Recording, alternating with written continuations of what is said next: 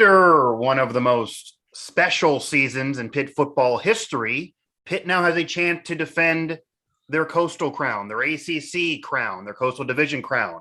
And then whether or not they do that, that'll be it for the Coastal Division. So Pitt will have one opportunity to defend that Coastal crown. And if they do go back to back, they will not have a chance to go 3 in a row. This will be it because the ACC announced that they are scrapping divisions. So some of you college football fans, you may be familiar, kind of the Big 12 has been doing this for different reasons. They are just going to have the top teams play. They're going to have a different format. They're going to have every team play each other. It may impact the schedule. It may impact Pitt football, but the division format is gone. And of course, I'm Mike Asti. I'll be joined by Mike Vukovcan as always. And this is Mic'd Up here on Pittsburgh Sports Live and for Pittsburgh Sports Now. And we are going to give our thoughts on this, how this will impact Pitt, whether this is good, bad, or indifferent, and what this maybe could do to the schedule. And if this changes anything schedule-wise, rivalry-wise, etc. So, Mike, first off, I wasn't surprised by this news. I'd imagine you weren't really surprised either. We definitely heard some tea leaves. There were rumblings of this. And as I mentioned, the Big 12 had already been doing a similar format to this. They didn't have divisions once they regrouped themselves, and then they're going to have to do that again. So it's not wild for college football. I wouldn't be shocked, actually, if we just get there in general, all sweeping across the board, how the conferences will look in the immediate future. But Pitt does win a Coastal Division. They do win a division. They did just win the ACC, best season they had in 50 years. They're going to be able to defend it, but then not much further than that in terms of the division format. And Pitt, a few years earlier, did get in the ACC title game by winning a Coastal Division when that division was down and Pitt wasn't nearly as good as they were last season. So they kind of benefited from the division format that year. So it's two different ways of slicing it for Pitt, because last year, obviously, they would have been one of the better teams and in that game regardless. Before we fully unpack things, number one, do you like it? Do you not like it? Would you rather have kept the division format, or do you like where we're headed now, where they scrap the divisions and kind of go to the two best teams are going to play, everyone's going to play each other, and we're kind of going to have one ACC brand all across the board? Well, in general, if I'm just a college football fan, I think I would like it.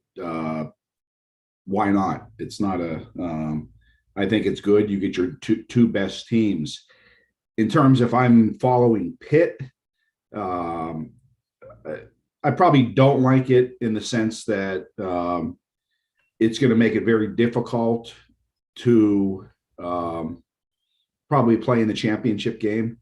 You're going to have a hell of a year to do so, to be one of the top two teams. Like last year for Pitt, you're going to have to mirror that season again. Not that it's impossible. Right. It just it's going to put a lot of pressure on the coaching staff if they want to repeat that. The only thing that could change that is if college football ever gets their act together and does what they should be as far as the expanded playoffs. Right. And then they have a chance, once again, depending on how good they are. All this reinforces is the fact that Pitt is going to have to try to maintain their excellence in recruiting and everything else if they want to enjoy special seasons like last season. Because as you mentioned, there was that way. Not that you ever want to backdoor your way into anything. Right. But, a few years ago when they played, obviously they weren't one of the better teams in the ACC conference, but thanks to playing in their conference or their division that was watered down or not that good, they had an opportunity. So I don't think it's, in the end, it's all going to be up to Pat Narduzzi and his staff and how they coach these players up, how they get recruits in here. But I don't think it's going to impact Pitt football a whole heck of a lot, because in the end, you still have to be good in order to get where you want to go. Absolutely. Yeah, it's going to put pressure on, maybe more motivation.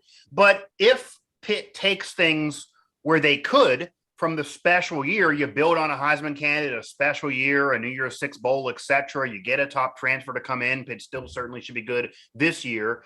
And that should send you on a trajectory to be able to peg that into the future. And I'm not saying Pitt's going to get back to where they were in the 70s, but you certainly could improve upon that. That doesn't have to be the only special year in a 20-year period, etc. You can build upon and have more of those type of years. So if Pitt does all that the right way, then as you're saying, it won't really matter because they won't be in the game every year, but they should still be a contender and be in the game occasionally, if not most of the time. And obviously Clemson's going to be a factor and they're probably going to be in there all the time. And maybe Florida State will get back to where they were. Miami's building it up. Maybe they're going to be the number 2 if they get to that point. So maybe there's more competition now, regardless of division, but Pitt should still be a player in that. If Pitt doesn't treat it the right way, and there's no reason to believe they're going to flounder off of last season, then they would maybe have some problems. If they go back to where they were the last 2 decades of Pitt, then yeah, you might have to backdoor in, and then that wouldn't be a thing anymore. So that would be harder. And Pitt got boat raced in that game they were in a few years ago. But yeah, I will say that they're getting a benefit though with their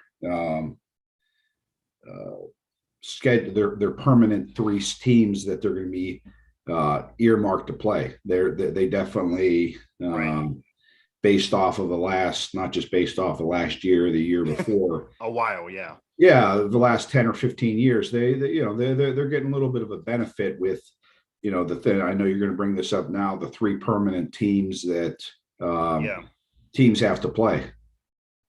Yeah, and you did mention, and Carl had an article there on Pittsburgh Sports Now about that, and talking about Virginia Tech and different opponents. Boston College and Syracuse. Yeah, Boston College, Syracuse, who you're mentioning, right? Yeah. So the fact that they're going to have to play them every year, as opposed to, and even Virginia Tech's not been that great either, even though they've been a better program. So those 3 are favorable matchups. Pitt should be favored in most of the time. Yeah, though that's the best, obviously, best brand, best program that they're going to have to play out of the 3.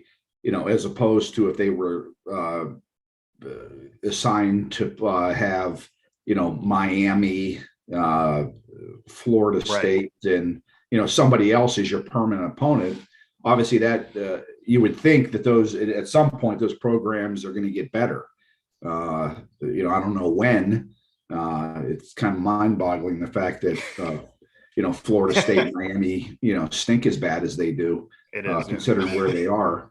But they'll turn it around at some point, and if they're your opponents every year, that's difficult as opposed to not a complete slap against Boston College, but they're Boston College. Yeah. Right. They're not. Doug Flutie's not walking through that door. This isn't right. Exactly. Right. And we'll see how long Jeff Hafley.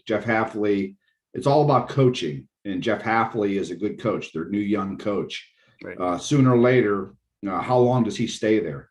How long does he before a Power 5 team, tries to go pluck him out of Boston College, and then that changes the whole outlook of Boston College football, because right now it's on the rise because he's a good young coach, hell of a recruiter, and he's built a good staff around him. How long could they keep him? Syracuse. They haven't been good since Donovan McNabb. I was going to say, yeah. Yeah. Right. I don't know who's ever going to turn them around, and Pitt just doesn't have problems with them. Or are they going to occasionally lose to Boston College? Or Syracuse? Yeah, they might. Yeah, like Syracuse does play real well against Clemson, oddly. They really compete against Clemson, but not Pitt. They play Clemson. They say play Syracuse 10 times. Right. Pitt's going to win 8 or 9 of those games. Yeah, 7, 8, or 9. That's just the way it is. And Virginia Tech will be a matchup. We'll see. They have a new coach now, Brent Pry from Penn State. We'll see. They really have. I consider them to be. I don't know what you think.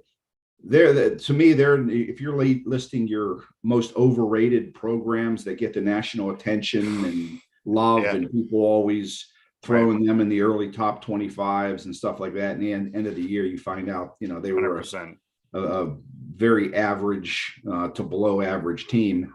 But they're in a recruiting, they're in a place that has tons of talent. So there's no reason why that place shouldn't win, sort of like Florida State. But great 3 matchups from there, and after that, it's just a rotational as far as who the other 5 opponents are in your schedule.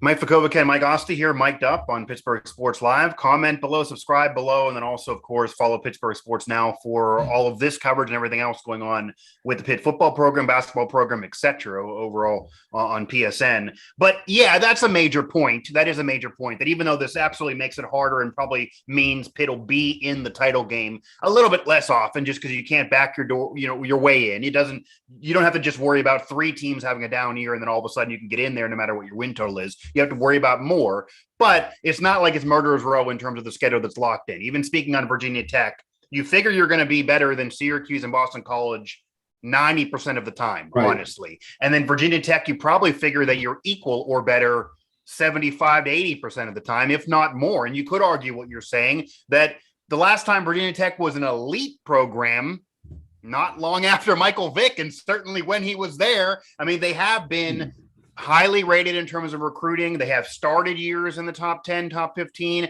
but where they end is what the big deal is. And they usually end either barely in the top 25 or outside of it. Last year, you even go to some teams had big wins against them. They thought it was a big deal. They're celebrating a trophy, and then Virginia Tech just loses out. Doesn't feel as great.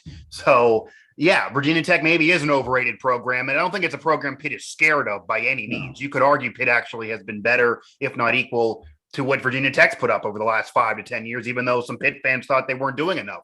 Virginia Tech has certainly floundered. So that's absolutely a factor here. Now, do you like the fact that there are these games in rotation, that they're going to have this in terms of do you think this can do anything to building those rivalries? Do you like this in general? You have those 3 teams locked in. We did talk about how it's easier opposed to others that could be in there, but do you like the overall feel, digging deeper than just that it'll be harder for them to get in the game? This could potentially reignite some rivalries that maybe have gone by the wayside, like is Pitt and Virginia Tech. Mike, are they really rivals? That's probably a debate. They probably aren't, but could they become rivals now? Like, say, West Virginia and Virginia Tech are rivals because of proximity. Could Pitt and Vautech become rivals because of things like this? Could this actually benefit in that respect? Maybe even help attendance for those games and interest for some games, because you're actually rebirthing some rivalries. And they had old rivalries with Boston College and Syracuse back in the day, BC in the 80s. Do those rivals get new life? And maybe even sprinkling in the other schools, obviously. I don't know that any of these schools are ever, honestly, I don't think. I think Pitt's going to – joining the ACC was good for their athletic department. It was good for their football program. Yeah. I'm not so sure about their basketball, but, money-wise, it was. I don't think any of these teams that they're going to play in the big some of these new teams that they're ever going to play in the ACC, they're ever going to create rivalries with. I don't think the fan. You want to talk about rivalries? You play rivalries. West Virginia, Pitt, schools like that. Those are where you have rivalries. You don't. No matter where they play Wake Forest, they're never going to be a rival. I think Syracuse and Syracuse and Virginia Tech are the closest thing that they're going to be getting to rivalries. But the rest of these schools, all Pitt has to hope for is when they play these teams, they're going to be good matchups, because none of these teams are ever going to be huge draws to Heinz Field. But the only thing that's going to get people to Heinz Field is Pitt having a winning program, and if it's a big game. Other than that, it's not going to happen. Like the backyard brawler. Or those are rivalries. These games are just opponents that hopefully at the time they play, they mean something. As far as the rotation of because the one thing I like about it is the fact that hopefully we're going to get a chance to, if you're a fan of Pitt, you're going to get a chance to see some of these teams a little bit more than they have. Yeah. We haven't seen anything of Florida State one time. Louisville is a team that I enjoy watch playing, because I think they have a fun brand of football. They've played Clemson a couple times, but those are the teams I think fans want to see, especially, a team like Florida State. I think that's just, that's a national program that Pitt fans would be up for. Louisville, I think, is a good team. So they're going to be in the rotation. I think you have to do that because, Duke and some of those other teams are just, and I'm sick of seeing North Carolina every year. Right. I think they're trying to make, I also think the conference almost is trying to make that a rivalry. Yeah, I'm kind of glad that wasn't one of those teams. That's what I was talking about. Like if they would have put Pitt's schedule, permanent 3 teams being Virginia Tech, North Carolina, and Florida State, then things are going to be a hell of a lot harder because no matter what, North Carolina is going to get players down there, and the player, that's that's an above average program. So that would be difficult as opposed to what Pitt has now. So I think it's a good thing. But I'll tell you one thing, Mike, the thing that's could really hurt Pitt here in terms of, and I think it's going to be interesting to see how fans react to this, and they're going to have to really have the talent level up here because their non-conference schedule the next few years is brutal.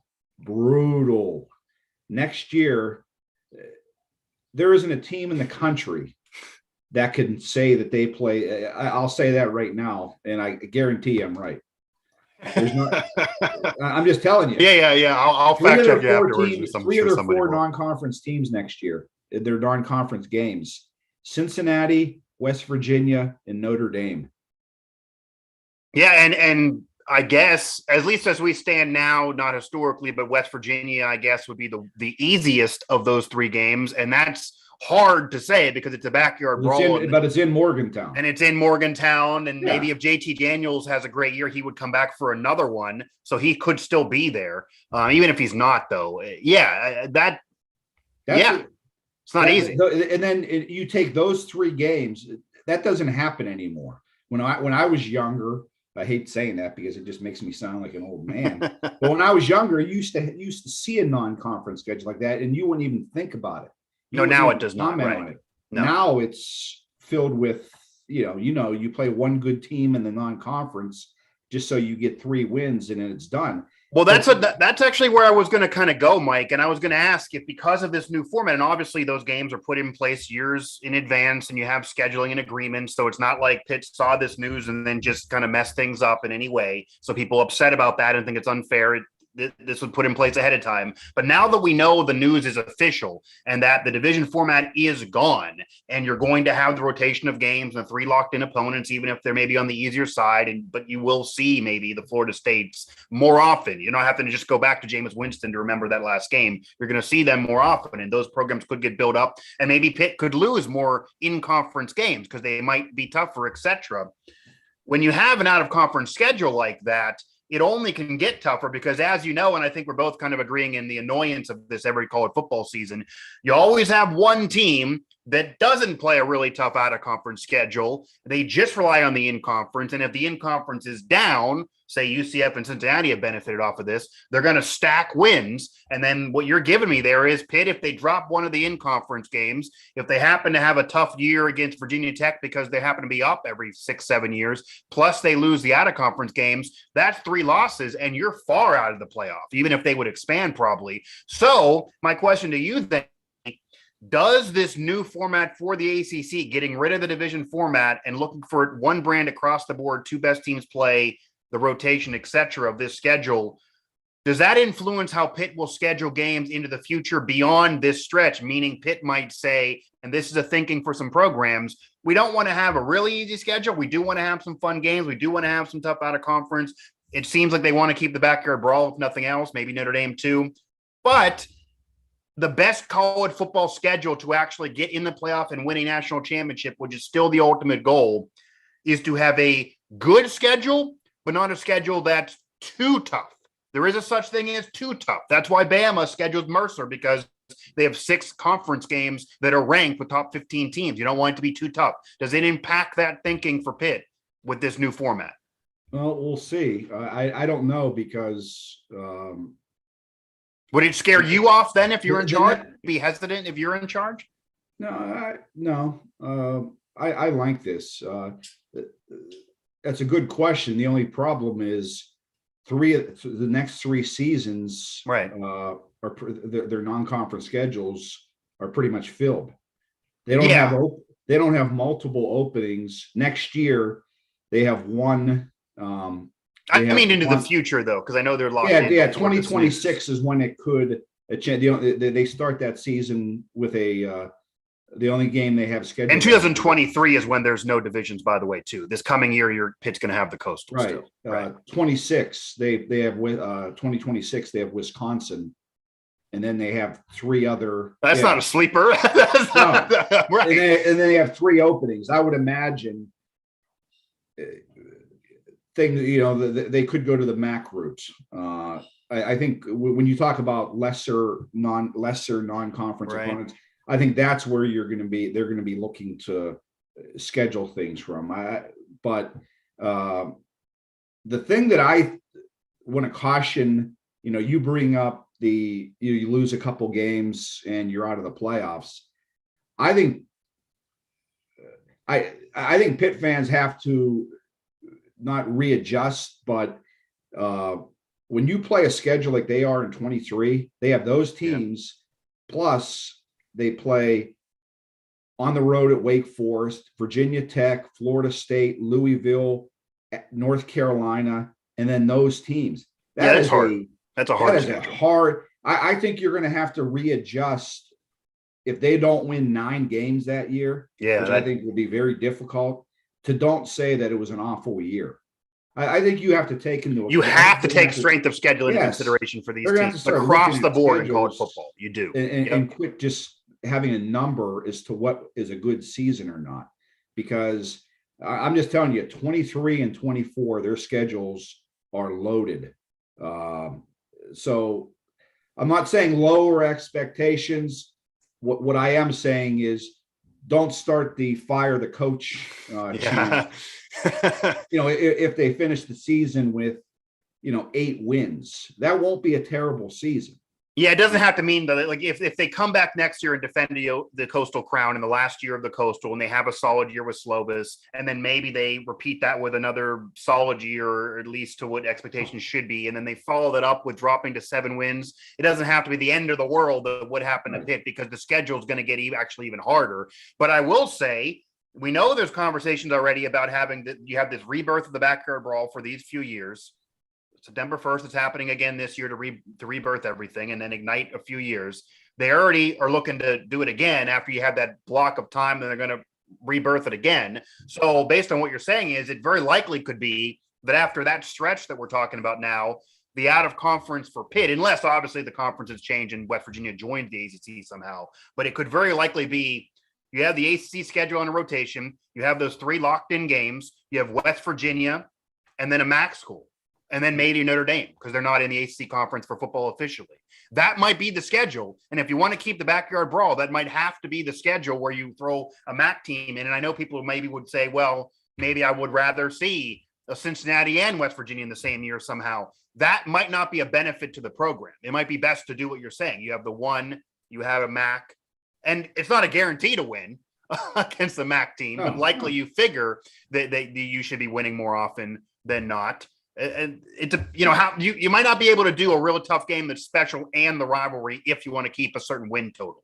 I would watch how much I play Notre Dame if they want to be serious about their playoff chances or where they finish and all that stuff. You figure you're not favored in any of the games, you would imagine. Right.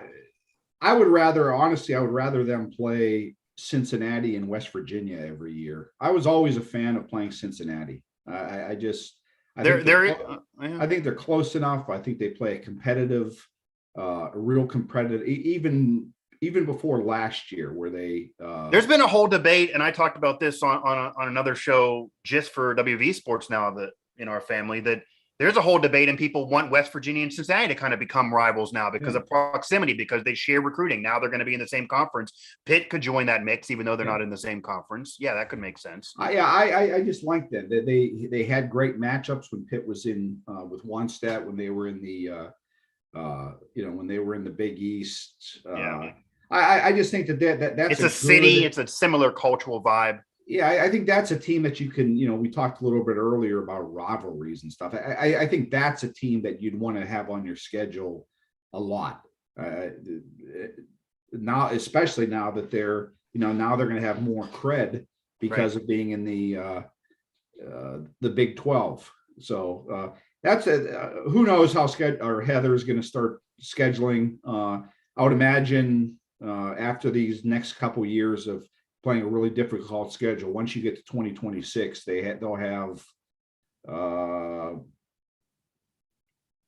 they have 3 openings. I would imagine 2 of those would be, a MAC and I don't know, a team that they've been playing lately is like New Hampshire or UMass. Yeah, I hate those games, but I see why they play. And then I would imagine that the 26th they'll probably try to get another Power 5 team in there of some sort. I don't know who, but you would prioritize like the backyard brawl. Yeah. Oh, hell yeah. Over, say, Notre Dame on a regular basis. 1,000%. Because those decisions might have to be what you're making at some point with this new format. Yeah, no question about it. I would schedule West Virginia before I schedule Penn State. I would just that would be my if I'm. It seems easier too. It seems like West Virginia is more on board in terms of what I mean. Like it seems like that wouldn't be as hard. West Virginia and to West Virginia and Pitt's credit, once they were no longer in the same conference and couldn't play every year, they both basketball and football were working together to get it back. That's not always been the case with Pitt out of conference rivalries. No, they've done a really good job of keeping the basketball rivalry together. Right. And that's West Virginia has dominated, despite the fact that West Virginia has dominated that over the last number of years. They've still kept that going. That hasn't backed Pitt away from playing them. Right. And I wonder if that's one of the reasons why for years Penn State wouldn't play Pitt. Is I think because Penn State's basketball program was terrible. Right. Seriously. Yeah, and you don't want to get your ass kicked by Pitt, so you don't schedule them. And I give the 2 departments very high marks for keeping the basketball thing going. And now hopefully Shane Lyons and Heather Light can keep try to find ways to schedule the football teams as much as possible, because that's a good thing. That's all anyone's talking about when you talk about Pitt football, and also from the West Virginia side too. Everyone's looking to September 1st. Right. Players are already talking about it. There's already smack talk going on between. That's what you want. That's how you want when these two teams go to camp. Whenever they head to camp, there's not going to be any problem with motivation or focus or anything like that. When they know who they're opening up, they're not opening up against Tennessee Chattanooga or some program like that to start the season. They're opening up against West Virginia. They're opening up against Pitt. So that's the way it should be. Yeah. And and you have Kenny Pickett and Pat McAfee, John back at each exactly. other. I mean, that's what I'm talking about. It's a fun thing, and you could even argue way to open the season. Right. And you could even argue that it's great to have that be a season opener versus just randomly in week 5. And it might even be better for if you're Pitt coming off a special year to go into that season and go into that week 1. And maybe you're even more up for West Virginia than even you would be if you were playing a random out of conference opponent who even is a major program. Say you're playing Tennessee or you're playing even, Alabama, obviously, even though that would be hard to ever win. But this is something that you can say, okay, it's winnable, but we can't sleep through it, or it could be a problem because even though they're down, it's a rivalry, and we don't want to let them brag all year, especially if we're coming in as the favorite and it's at home. And then this they're going to open up. Plus, it's the first game of the season on national television.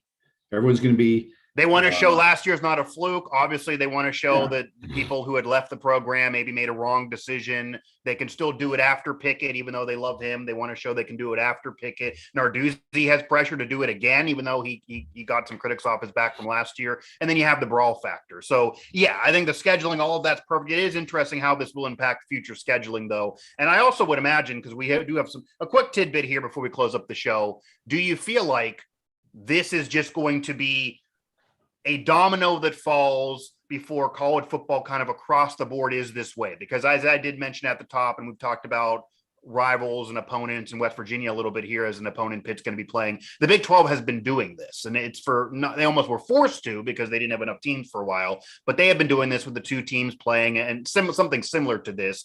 Other conferences have had to go this route as well. Not everybody's been doing the division format. So do you feel like the ACC scrapping divisions, the Big 12 already doing it? Granted, there was controversy with a no one really being champion one year. Is that going to maybe lead to this just however many divisions and conferences, however many conferences you have in college football, that it's just always going to be the two top teams. People will get in rotations. You'll play everybody. It'll be the two best playing. Because honestly, Mike, even though this will be more difficult for Pitt, I do like this for the fact that this is more fair.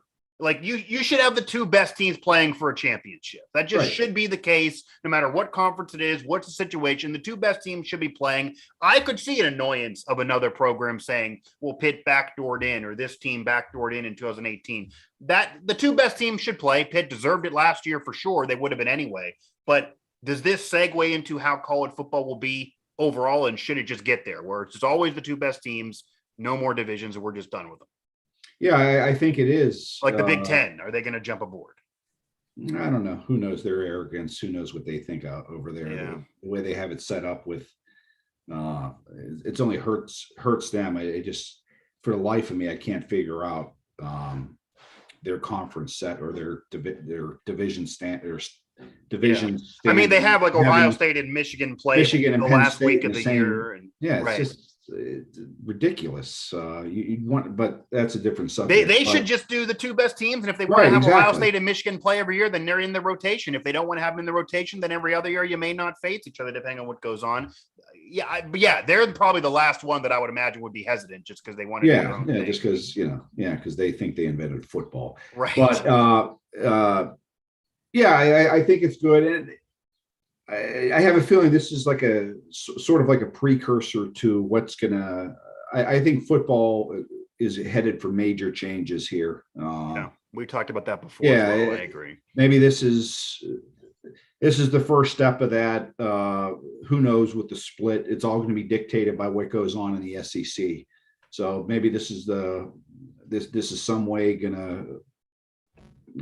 Leading up to that, or for the play, this is probably has something to do with the playoffs as well, the college football playoffs, so that they get their best teams in there or whatever. But I think it's good. I think I like it, and it just forces teams to be better. If you want to play in the best game in your conference, you should be the best teams in your conference, not the best team in your division. So if they want to play there again and they want to have that great experience for the university and their program, it's going to take it's going to take a lot of work. It's going to take a lot of recruiting and some good coaching. But I don't think that's something that's going to scare the coaching staff off. I think they're set up right now to be on a good run for the future. Let's just see if that's how it all plays out.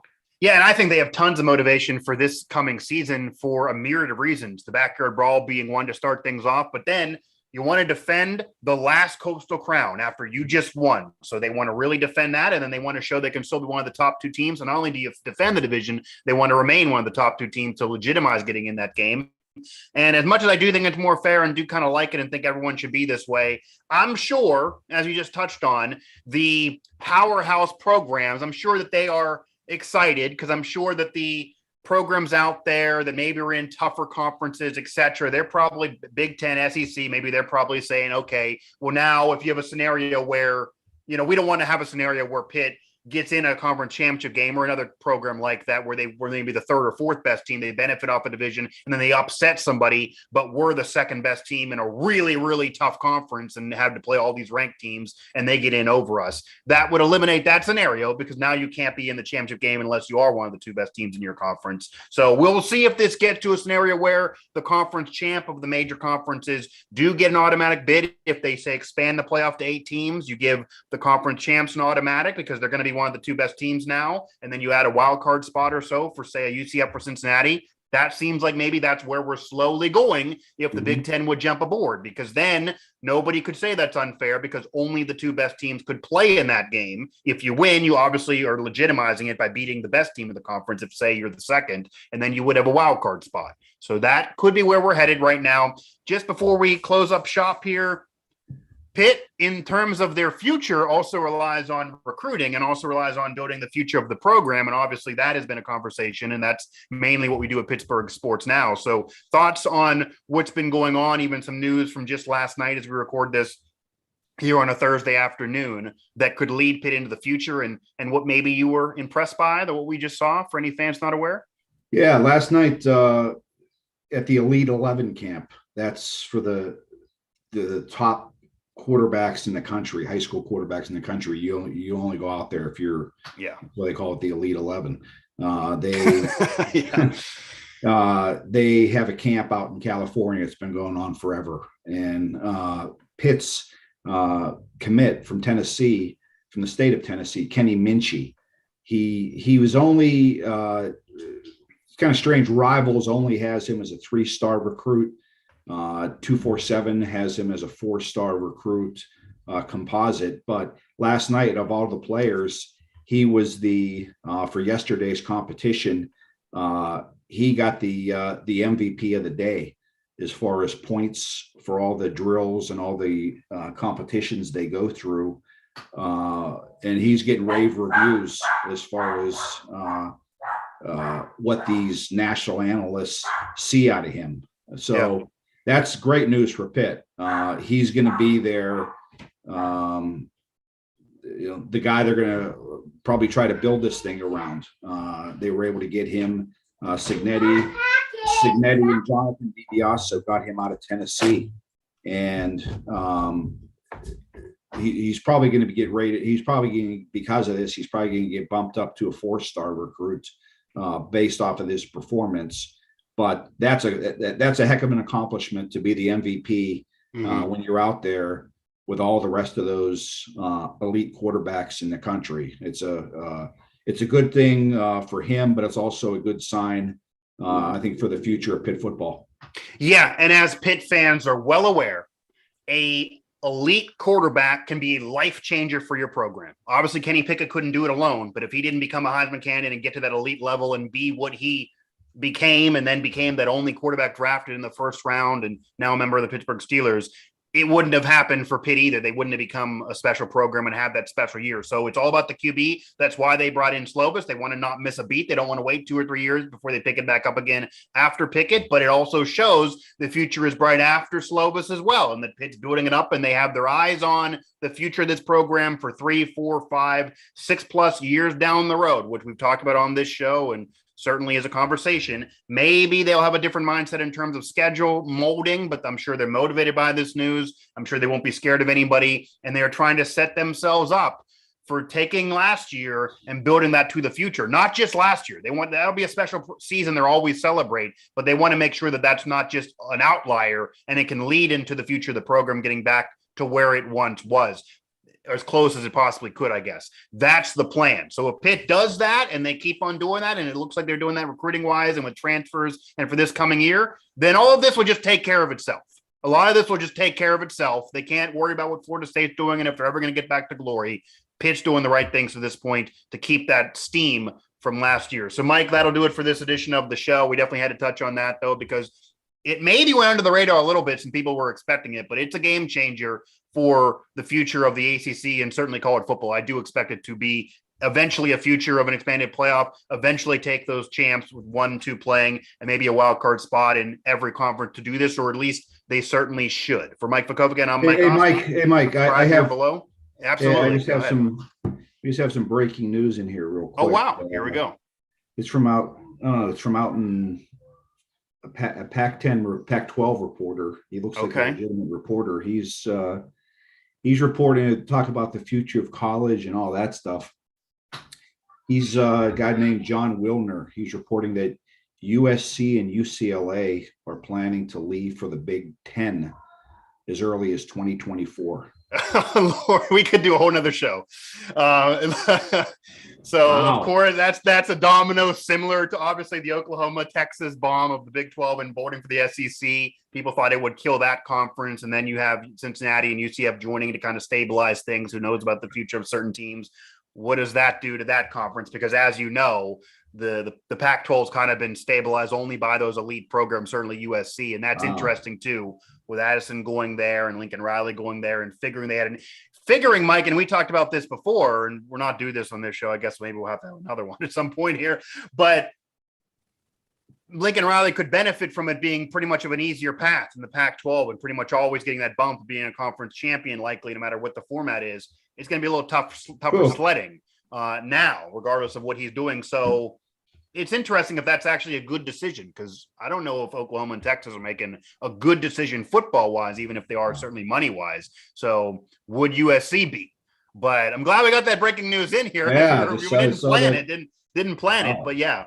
We'll touch on that because that could certainly impact things. And I'm sure Pitt fans also are keeping a little close eye on what USC is doing for this offseason and wouldn't mind it being a little tougher on USC. But that's an interesting decision and not a surprising one, because none of this news is ever surprising. Who knows? The way college football, as we've said, college football is nothing surprising. We have no idea what's going to be going on here in the next 4 to 5 years. I think it's just all going to get turned upside down. Who knows? West Virginia and Penn State might end up in the same conference one day. Yeah. And honestly, because it just is starting to be a mental thing that makes no sense when you have USC joining the Big Ten, you have these teams joining here. Obviously, geography makes no difference to anything, and I guess it shouldn't now. But maybe these conferences need new names. Maybe we just need 2 super conferences and just you don't even, honestly, it's like ACC.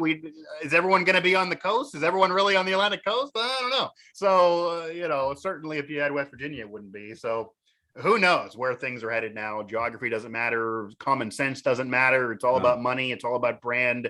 And maybe we're just headed into 2 super conferences, no divisions, just play football. And I think while we're headed there are some programs that may regret us getting there once we get there, even if they make more money. Because there are some programs, as you know, that if we ever get there, they're going to be elite now, that they won't be elite anymore. They'll be in a difficult situation, and one of them is the one you just mentioned, in Penn State, as I'll call it. It could be very hard for them if that keeps on happening. But we will see, and we'll keep tabs because you just never know.